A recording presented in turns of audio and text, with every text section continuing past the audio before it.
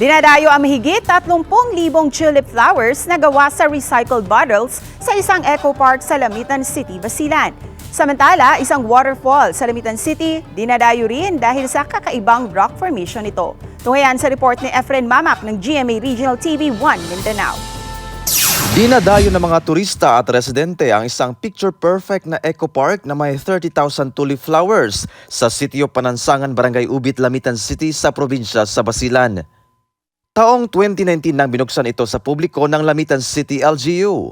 Usually sir, yung comment nila sinasabi nila na maganda daw sir, ang ganda, ang galing daw ng nakaisip. Maganda po dito sir kasi pwede po siya isama niyo po yung family and friends niyo para magpasyal dito. Sa unang tingin, agad kang mabibighani sa makukulay na tulip flowers na akalain mong tunay na bulaklak. Pero gawa pa lamang ito sa recycled bottles na nakolekta ng Lamitan City LGU mula sa kanilang Solid Waste Management Program.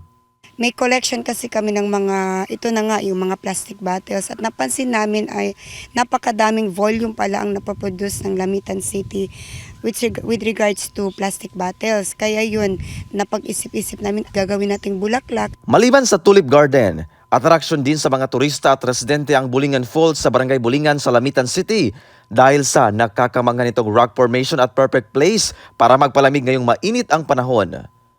Madali rin itong puntahan dahil ilang metro lang ang layo nito mula sa kalsada ng nasabing barangay. Tinatayang nasa 21 feet ang taas ng nasabing falls.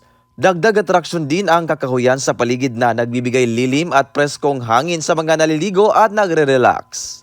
Relaxing yung lugar sir, tapos maganda yung ambience, tapos nakaka-relax yung tubig. Ayon sa Lamitan City LGU, pinapanatili nila ang kalinisan sa nasabing falls dahil isa ito sa mga tourist attraction ng lungsod.